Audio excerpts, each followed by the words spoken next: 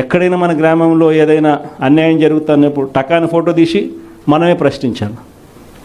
ఎందుకు పెన్షన్ ఇవ్వడం లేదు ఈ అమ్మకు, ఇదిగో ఫోటో. ఎందుకు మా గ్రామంలో మా స్కూల్స్లో నాడు నేడు ఆగిపోయింది, ఇదిగో ఫోటో. ఎందుకు అమ్మఒడి రావడంలా, ఎందుకు మా విలేజ్ క్లినిక్లో పరిస్థితి ఇంత దారుణంగా ఉంది అని క్వశ్చన్ చేస్తూ ఫోటో తీయడం, క్వశ్చన్ చేయడం, అప్లోడ్ చేయడం. ఇలా ప్రతి ఒక్కళ్ళం తయారు కావాలి.